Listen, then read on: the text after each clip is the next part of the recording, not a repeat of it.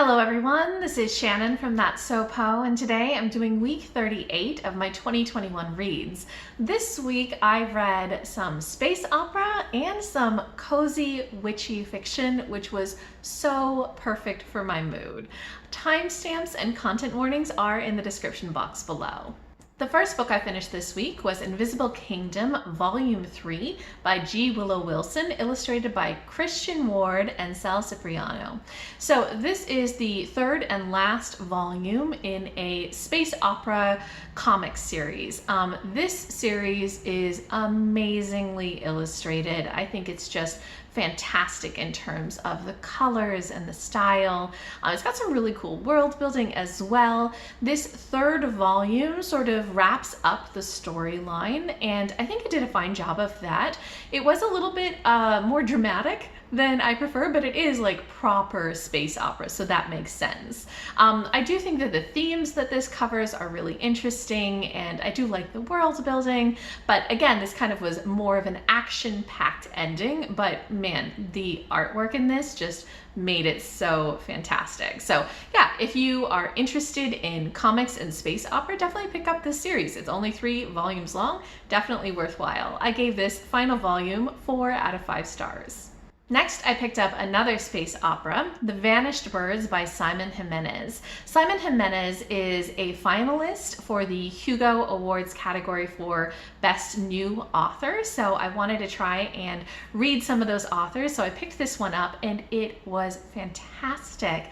I loved this book so much. I'm gonna have a review up for this later this week or next week, talking just in depth about how much I loved this book because it really blew me away. I really thought it was gorgeously written. It had such depth of emotion. I loved the characters. I loved the themes that it went into. I would also call this more of a literary space opera. It has a lot of abstract concepts and things that aren't really plot-based. It's a lot slower, more character and theme focused, but I just thought it was amazing. And the basic premise, by the way, is that we follow a cargo spaceship captain, Nia Imani, who is pretty jaded and really is just kind of making ends meet, doesn't really think past that, very isolated.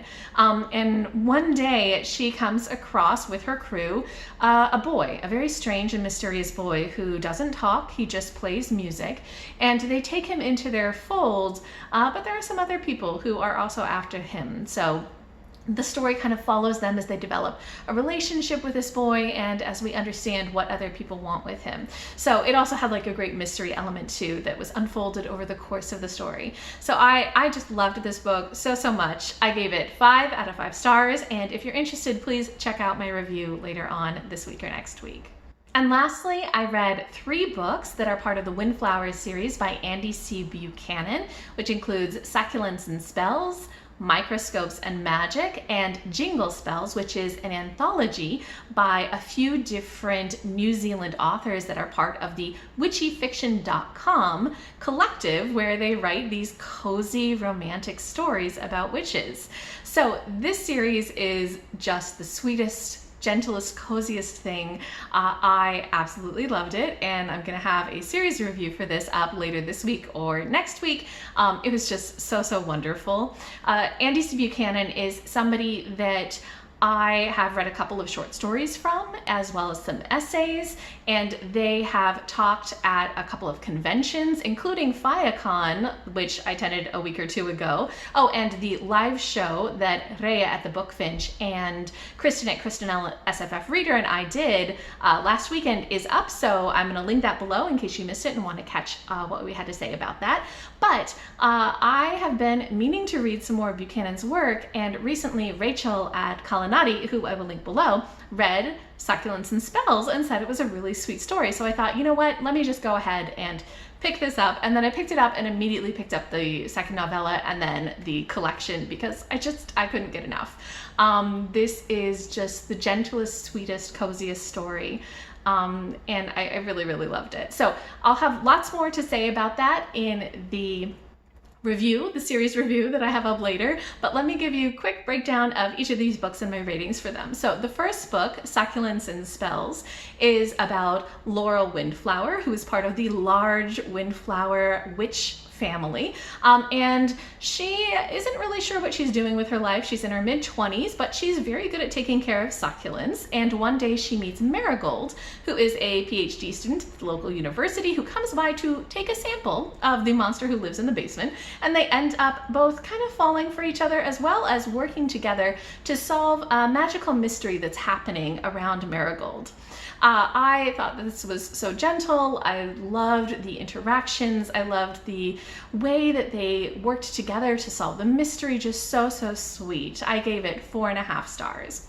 The second novella, Microscopes and Magic, follows Marigold's perspective, and she is trying to help Laurel, who has some sort of magical ailment that is affecting her succulents, and so she's using her research powers as a scientist to kind of figure out what's going on. And I loved, again, the dynamic between them and the way that they tried to solve the magical mystery, although there's a little bit more anxiety in this one because Marigold's got some anxiety about what she's doing with her life as well. So I gave this one 4 stars. And then the short story anthology, Jingle Spells, had short stories by quite a few different authors. Andi C. Buchanan had one in here that was kind of a number 1.5 for their series, but lots of other authors also had them.